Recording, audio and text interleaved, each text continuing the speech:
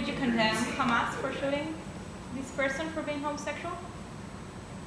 Again, our presentation and No. our knowledge is... A simple yes or no. You can't. No. I appreciate your contributions, but we're going to take the next question. Yeah.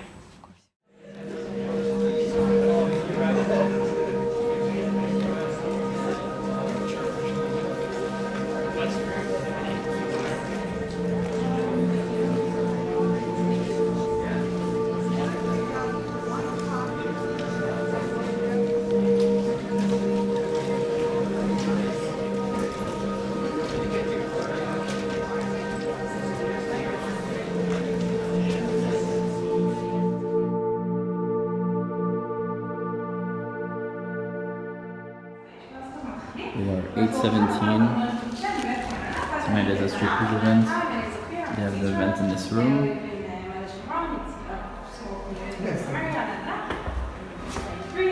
6:03.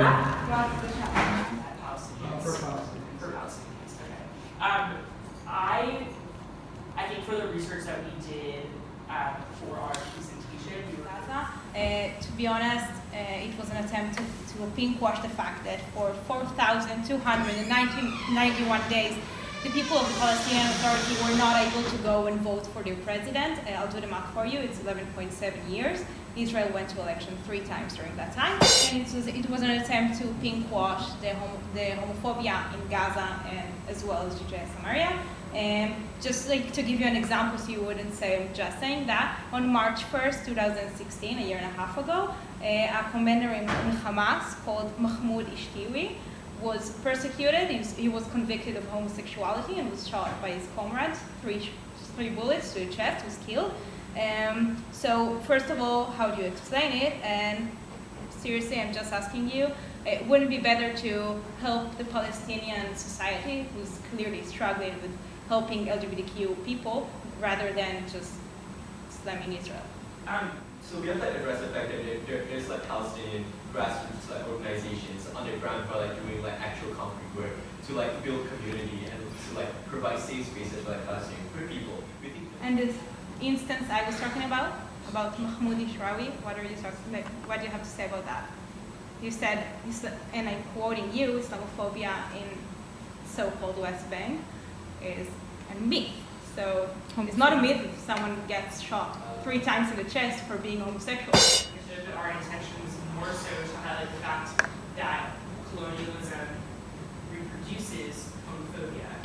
It's not that homophobia is a myth, it's that colonialism has a hand. And would you condemn Hamas for shooting this person for being homosexual? Again, our presentation and No. our knowledge is... A simple yes or no. You can't. No, we're not having... You're engaging in LGBTQ rights, but you're not willing to condemn someone for I shooting. condemn any violence against LGBTQ Palestinian person, wherever this person is. You know what? I'm condemning that. I appreciate your contributions, but we're going to take the next question. Yeah. My question is on the 2 topics that you spoke about colonization and about pinkwashing. First of all, colonization, the idea is it's a foreign entity or power coming into a land and exploiting a civilization.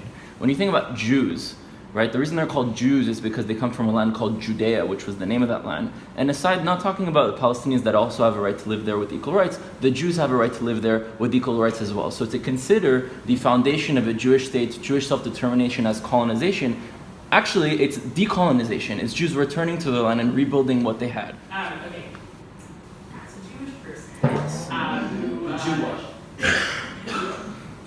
has received, I think, a similar education from what you are talking about, I think something that's often overlooked is truly the intention of Zionism, which is what we're dealing with. We are not dealing with a biblical run. No, I'm talking about historical. Sure. So we are not living in some sort of sacrificial temple return to the Bible society. That is the origin of the religious Jewish self-determination point that you are talking about. So for Jews, Eastern European Jews in the 1880s and onward, to say this is a land that we had a stake in when we were a completely different civilization, a completely different society, in which there already is a civilization and society happening, is colonialism. Okay, so just to answer back, because you said some things for me. I'm not making a religious claim, I'm making a historical claim. And when we're talking about the right to live in Israel, it's not only Ashkenazi Eastern European Jews. I'm not an Ashkenazi European Jew, okay? And so what if they're Ashkenazi European? They were killed because they weren't white. They were killed because they were Jews coming from that land. So they should also have a right to that land. But my second question is about pinkwashing. The whole idea about pinkwashing is that, Israel may be